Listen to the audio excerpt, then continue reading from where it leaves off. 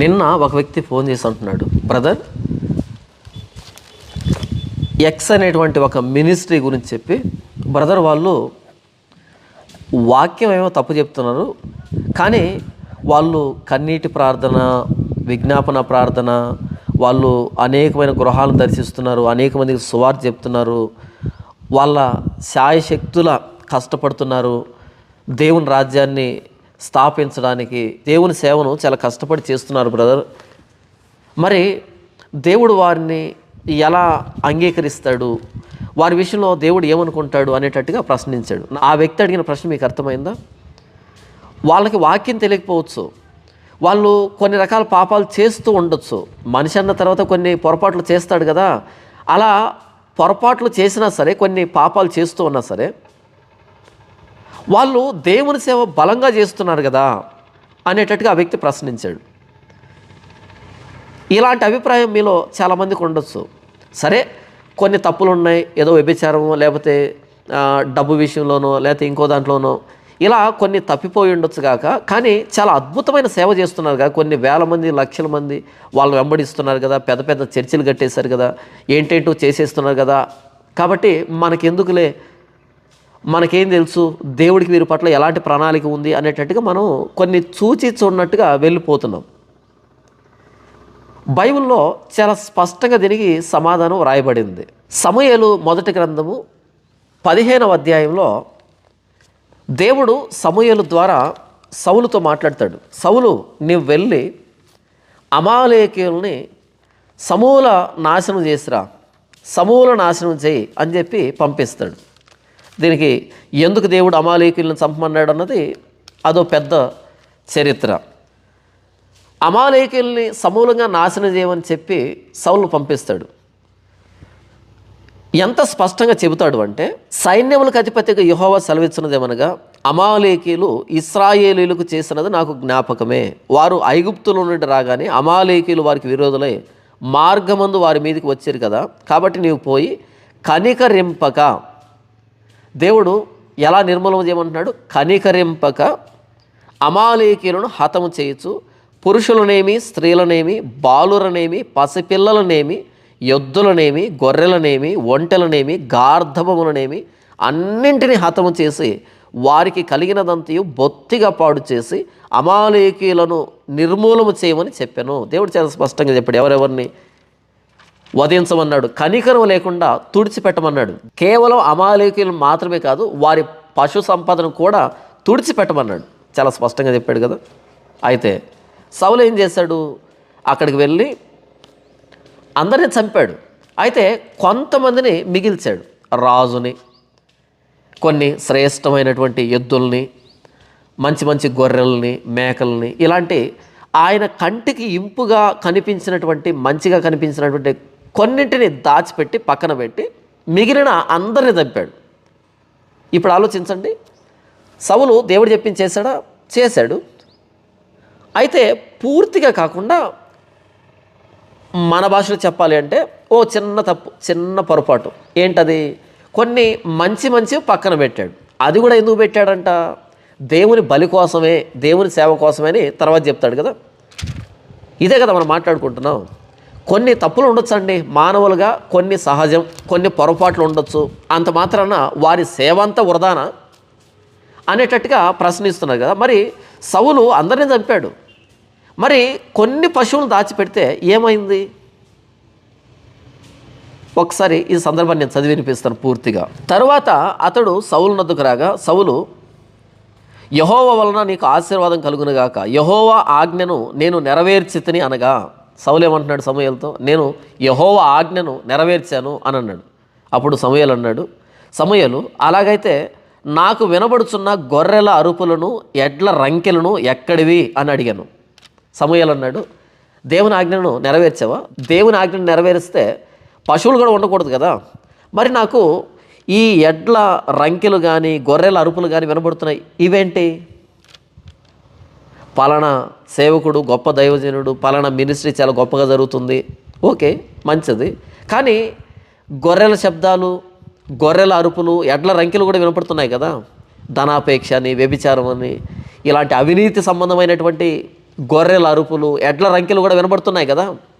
కానీ మనం ఉదార స్వభావంతో, విశాల హృదయంతో, అంటే సమూయేలు నేరో మైండ్తో వ్యవహరించినట్టుగా మనం విశాల హృదయంతో పెద్ద మనసు చేసుకుని, అంటే సమూయేలు కంటే పెద్దోళ్ళు మనం. సమూయేలు పట్టించుకున్నాడు, ఏంటి సౌలు అందరిని చంపావా? మరైతే ఎడ్ల రంకెలు వినబడుతున్నాయి, గొర్రెల అరుపులు వినబడుతున్నాయి, ఇవేంటి?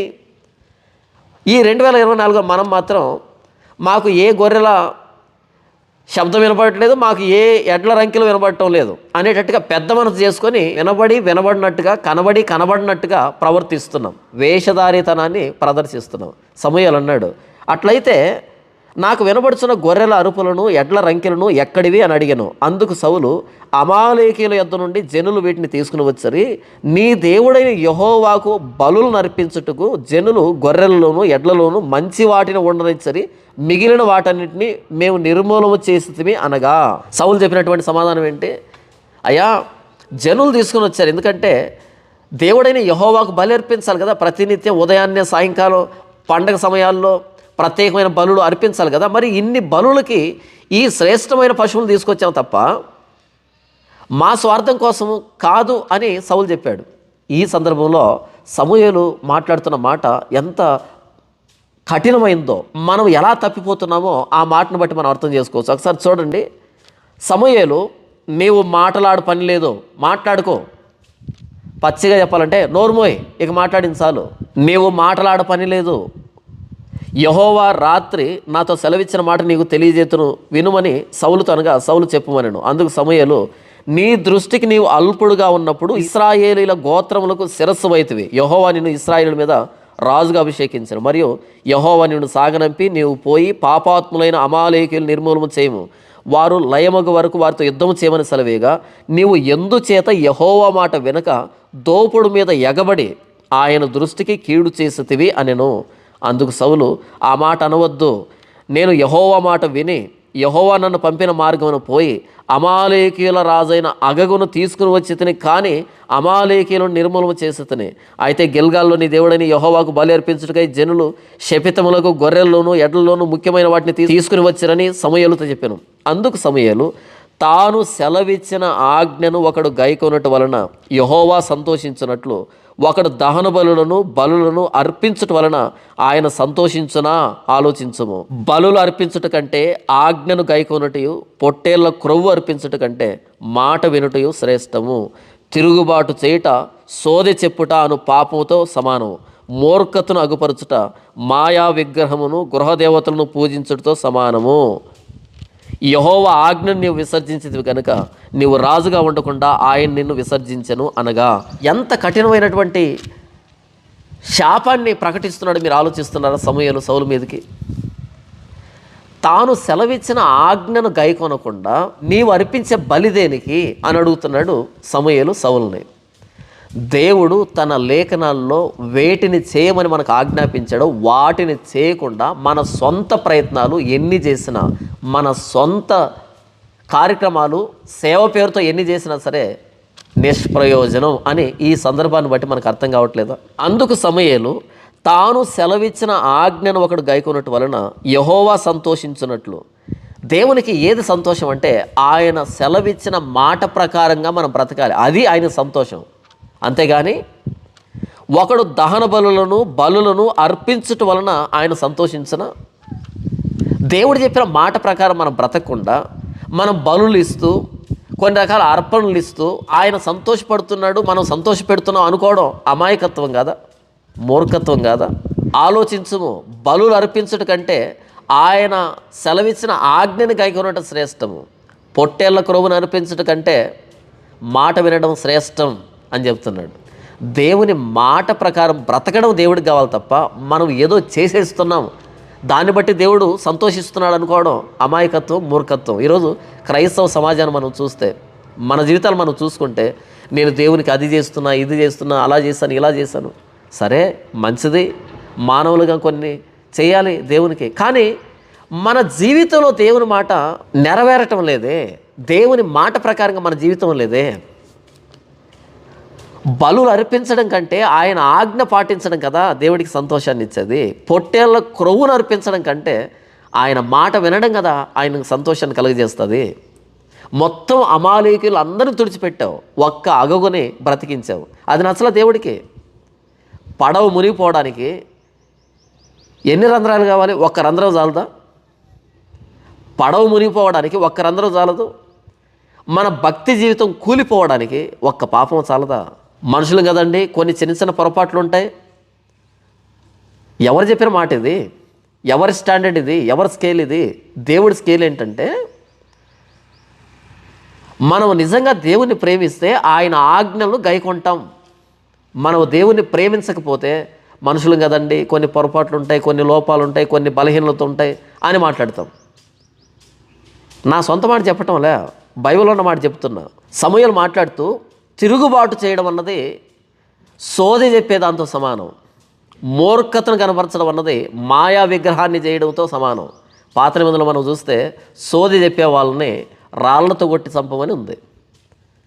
తిరుగుబాటు చేయడం అంటే దేవుని మాట వినకపోవడం తిరుగుబాటు. మన భాషలో కొన్ని బలహీనతలు ఉంటాయి ప్రతి మానవుడికి. ఇది సోది చెప్పడంతో సమానం. చెప్పకు. దేవుని ప్రేమిస్తే దేవుని ప్రతి మాట మనలో నెరవేరాలి. ఇదే కదా యెహెజ్కేలు గ్రంథంలో రాయబడింది. నేను నా ఆత్మను మీ మీద కుమ్మరిస్తాను, అలా కుమ్మరించినప్పుడు నా ఆజ్ఞలను నా కట్టడలను అనుసరించేవారిగా చేస్తాను మిమ్మల్ని. దేవుని ఆత్మ ఎప్పుడైతే మన మీదకి వస్తాడో అప్పుడు దేవుని ఆజ్ఞలను కట్టడలను పాటించే వాళ్ళగా తయారవుతాం. మనుషులు కదండి, కొన్ని బలహీనతలు ఉంటాయి. మనుషులకి కొన్ని బలహీనతలు ఉండొచ్చు, కానీ మన లోపల నివాసం చేస్తున్నది పరిశుద్ధాత్మ దేవుడు కదా. ప్రభువైన యేసుక్రీస్తు వారిలో మారు మనసు పశ్చాత్తాపం ద్వారా బాప్తిసం తీసుకున్న మనలోనికి పరిశుద్ధాత్మ దేవుడు వస్తే, మనం పరిశుద్ధాత్మ దేవుని ఆలయాలం అయితే, దేవుని ఆలయం అయితే మరి మనకు కూడా బలహీనతలు ఎందుకు ఉంటాయి? ఉంటే మనలో పరిశుద్ధాత్మ దేవుడు ఉన్నాడు అన్నది అబద్ధం కదా. మనలో పరిశుద్ధాత్మ దేవుడు లేకపోతే భ్రష్టాత్మే కదా లోపల ఉన్నది. కాబట్టి సౌలు అమాలేకీయులు అందరూ చంపాడు, ఓకే శబాష్. కానీ అగగును ఎందుకు మిగిల్చావు? అన్ని పశువుల్ని వధించాడు, శబాష్. మరి మంచి మంచి గొర్రెలను ఎందుకు మిగిల్చావు? అన్ని ఎద్దులను చంపాడు, కానీ మంచి మంచి ఎద్దుల్ని ఎందుకు మిగిల్చావు? ఈ గొర్రెల అరుపులేంటి? ఈ ఎడ్ల రంకెలేంటి? సమూయేలు వాటిని పట్టించుకున్నాడు. సమూయేలు కాదు, దేవుడు సమూయేలు ద్వారా పట్టించుకున్నాడు.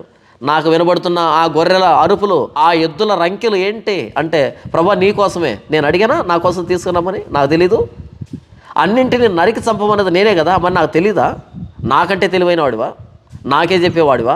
నా మీదనే తిరుగుబాటు చేసేవాడివా? కాబట్టి సోది చెప్పేటువంటి పాపంతో సమానం నీ పాపం. ఇక్కడ మాయా విగ్రహాన్ని నిరూపించేటువంటి పాపం, మూర్ఖత్వాన్ని కనపరిచావు నీవు. పాత నిబంధనలో విగ్రహారాధన చేయడం పాపం, పాత నిబంధనలో సోది చెప్పడం, రాళ్లతో కొట్టి చంపేంత భయంకరమైన పాపం. ఈ రెండు నీవు కనపరిచావు సౌలు. కాబట్టి నీ రాజ్యాన్ని తీసివేస్తున్నా, నిన్ను విసర్జించేశాను, వద్దు నీవు నాకు. కానీ ఈరోజు 2024లో మన జీవితంలో ఎన్నో పాపాలు పెట్టుకొని చూచిచున్నట్టుగా వెళ్తున్నాం. ఎంత మూర్ఖత్వం, ఎంత తిరుగుబాటు. దేవుడు ఉపేక్షిస్తాడు. ఆ రోజు సౌలు ఉపేక్షించలేదే, సింహాసనం నుంచి తొలగించాడే. ఈరోజు నీవు నేను బైబిల్ చదువుతూ కూడా సర్దుబాటు చేసుకొని వెళ్ళిపోతున్నాం. దేవుని ఆజ్ఞలను పాటించడం దేవునికి సంతోషాన్ని ఇస్తుంది. దేవుని మాట వినడం దేవునికి సంతోషాన్ని ఇస్తుంది తప్ప పొట్టేళ్ళ క్రొవ్వు కాదు ఆయన కావాల్సింది, బలులు కాదు ఆయన కావాల్సింది. ఆయన మాట వినడం, ఆయన ఆజ్ఞలు పాటించడం. అన్న బైబిల్లో చాలా ఆజ్ఞలు ఉన్నాయి, అవన్నీ పాటించాలంటే మనకు సాధ్యమా? ఎస్, పాసిబుల్, సాధ్యమే. ఒకవేళ మనకు సాధ్యం కాకపోతే దేవుడు మనకెందుకు ఇస్తాడు? దేవుడు మనకు ఆజ్ఞలు జారీ చేశాడు అంటే మనకు సాధ్యమయ్యేటువంటి విషయాలు కాబట్టే జారీ చేశాడు. వ్యభిచరింపకూడదు అన్నాడు. వ్యభిచారం చేయకపోవడం అన్నది మానవుడికి సాధ్యమా అసాధ్యమా? సాధ్యమే కదా. నరహత్య చేయకూడదు అన్నాడు. నరహత్య చేయకుండా ఉండడం మానవునికి సాధ్యమా అసాధ్యమా? సాధ్యమే కదా. దొంగలించొద్దు అన్నాడు, అబద్ధ సాక్ష్యం పలకూడదు అన్నాడు, ఆశించకూడదు అన్నాడు. ఇవన్నీ సాధ్యమయ్యేటువంటి విషయాలే. కానీ మనం పాపం చేస్తూ వాక్యాన్ని వక్రీకరిస్తున్నాం. ఎవరైతే దేవుని నిజంగా ప్రేమిస్తారో దేవుని ఆజ్ఞలు భారమైనవి కావు, చాలా సులభం. ప్రతి ఆజ్ఞని పాటించవచ్చు ఎప్పుడు దేవుడి మీద ప్రేమ ఉన్నప్పుడు. మనకు దేవుడి మీద ప్రేమ లేదనుకో మనం ఆజ్ఞలను పాటించలేము. దీనికి సంబంధించి యోహాను ఏమన్నాడో చూద్దాం. మనము దేవుని ప్రేమించుచు ఆయన ఆజ్ఞలను నెరవేర్చు వారమైతేమా దేవుని పిల్లలను ప్రేమించుచున్నామని దాని వలననే ఎరుగుదుము. మనం ఆయన ఆజ్ఞలను గైకొనుటయే దేవుని ప్రేమించుట. ఆయన ఆజ్ఞలు భారమైనవి కావు. ఎంత స్పష్టంగా మాట్లాడుతున్నాడో భక్తుడు చూడండి. మనం ఆయన ఆజ్ఞలను గైకొనుటయే దేవుని ప్రేమించుట. నేను దేవుని ప్రేమిస్తున్నాను అనంటే ఆయన ఆజ్ఞలను పాటించడమే దేవుని ప్రేమించడం. ఆయన ఆజ్ఞలు భారమైనవి కావు. మనం దేవుని ప్రేమించినప్పుడు ఆయన మాటలు మనకు భారం ఎందుకు అవుతాయి? సులభం అవుతాయి. ప్రభువైన యేసుక్రీస్తు వారు ఏం చెప్పాడు చూడండి ఒకసారి. యేసు, ఒకడు నన్ను ప్రేమించిన ఎడల వాడు నా మాట గైకొనును, ఒకడు నన్ను ప్రేమించిన ఎడల నా మాటలు గైకొనును. మనం ప్రభువైన యేసుక్రీస్తు వారిని ప్రేమిస్తే ఆయన మాటలు మనం గైకొంటాం. ఏం చెప్పాడు ఇంతకైనా? ఆయన ప్రతి మాట మనం పాపం లేకుండా పరిశుద్ధులుగా బ్రతకాలి అన్నది ఆయన ప్రతి మాటలోని సారాంశం. ఈరోజు క్రైస్తవులు ఎంతమంది పరిశుద్ధంగా బ్రతుకుతున్నారు? ప్రభువైన యేసుక్రీస్తు వారు మాట్లాడిన ప్రతి మాటలోని సారాంశం ఏంటంటే మనల్ని పరిశుద్ధులుగా చేయడమే. ఉదాహరణకి, హృదయ శుద్ధి కలిగిన వారు ధన్యులు, వారు దేవుని చూచెదరు. ఏం కోరుకుంటున్నాడు ఆయన? హృదయ శుద్ధిని కోరుకుంటున్నాడు. బహుశా యేసుప్రభు కొండ మీద ప్రసంగం చేస్తున్నప్పుడు ఎదురుగా ఉన్నటువంటి వ్యక్తులు అనేక మంది చేపలు పట్టేవాళ్ళు, పొలం పనులు చేసుకునేవాళ్ళు, గొర్రెలు మేపుకునేవాళ్ళు. ఎలా ఉంటారు గొర్రెలు మేపుకునేవాళ్ళు? మంచి బట్టలు వేసుకుంటారా? ఐరన్ బట్టలు వేసుకుంటారా? శుభ్రంగా స్నానం చేసి శుభ్రంగా ఉంటారా? లేదే. చేపలు పట్టుకునేవాళ్ళు, పొలం పనులు చేసుకునేవాళ్ళు, ఇలాంటి వాళ్ళు ఎలాగుంటారు? మురికిగా ఉంటారు కదా. బహుశా యేసుప్రభు ఎదురుగా మురికి బట్టలతో, మాసిపోయిన శరీరాలతో ఎవరైనా ఉన్నారేమో. యేసుప్రభు అంటున్నాడు, హృదయ శుద్ధిని దేవుడు ప్రేమిస్తున్నాడు.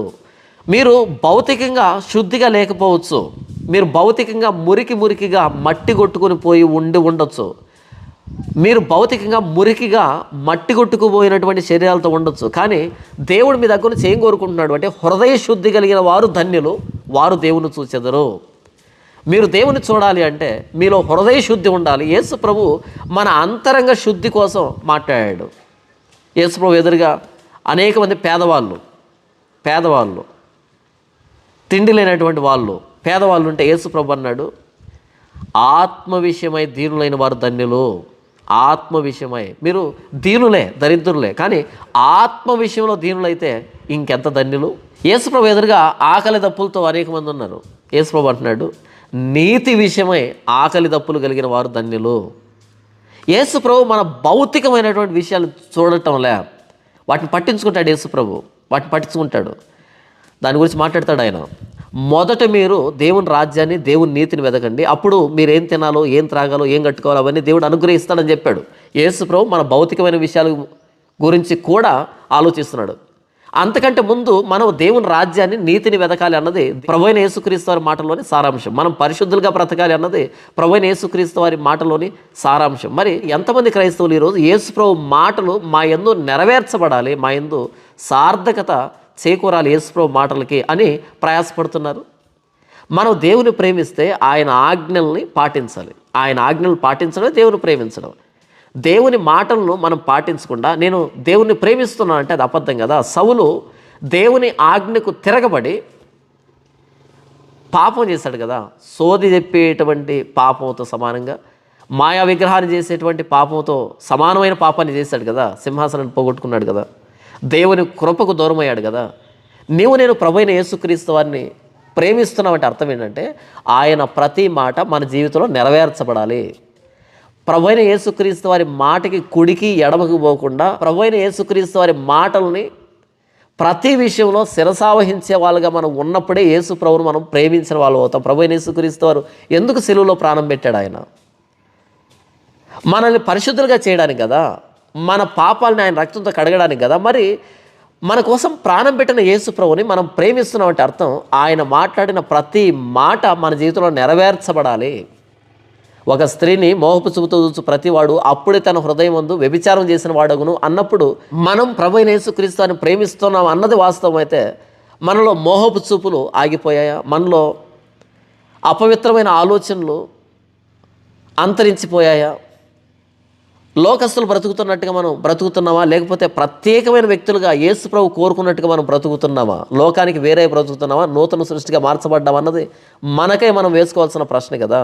మనం యేసు ప్రభువును ప్రేమిస్తున్నామంటే ఆయన మాటల్ని తూచా తప్పకుండా పాటిస్తున్నామని. ఆయన మాటలు అన్నింటిలోని సారాంశం ఒకటే, మనల్ని పరిశుద్ధులుగా చేయడం. ఈ లోకంలో ఉన్న భ్రష్టత్వాన్ని, దుష్టత్వాన్ని, అపవిత్రతలు అంతటినీ తప్పించుకొని ప్రభు అయిన యేసుక్రీస్తు వారి సారూప్యతలోనికి మనం మార్చబడడానికి, యేసు ప్రభుల్లా మనం ఈ లోకంలో జీవించడానికి మన పాపాన్ని ఆయన మీద వేసుకుని ఆయన మరణించాడు. ఆయన నీతిని మనకు ఉచితంగా అనుగ్రహించాడు. కాబట్టి యేసు ప్రభువుని మనం ప్రేమిస్తున్నామంటే ఆయన మాటలు మన జీవితంలో నెరవేర్పులోనికి రావాలి. ఆయన మాటల ప్రకారం బ్రతకకుండా నేను యేసు ప్రభువుని ప్రేమిస్తున్నాను, నేను యేసు ప్రభు కోసం అది చేశాను, ఇది చేశాను, అంతా సున్నానే, నిష్ప్రయోజనం. సౌలు అందరిని చంపాడు, కానీ అగగును వదిలిపెట్టాడు. సౌలు అన్నింటినీ వధించాడు, కొన్ని గొర్రెల్ని, కొన్ని పశువులను మిగిల్చాడు, సింహాసనాన్ని పోగొట్టుకున్నాడు. ప్రభువైన యేసుక్రీస్తు వారిని ప్రేమించడం అంటే ప్రతి మాటని నెరవేర్చడం, ప్రతి మాటను నెరవేర్చడం. అలా ఆయన మాటలకు తిరగబడితే సోది చెప్పడంతో సమానం, మాయా విగ్రహం చేసిన వాళ్ళతో సమానం, శిక్షార్హులమే, నరక పాత్రులమే. కాబట్టి మనకే మనం పరీక్షించుకుందాం. ప్రభువైన యేసుక్రీస్తు వారు చెప్పిన ప్రతి మాటను మన జీవితంలో నెరవేర్చడానికి మనం ప్రయాసపడుతున్నామా, లేకపోతే చూచి చూడనట్టు పట్టించుకోకుండా దేవుడి మీద తిరుగుబాటు చేస్తున్నామా ఆయన ఆజ్ఞల్ని పాటించకపోవడం వల్ల?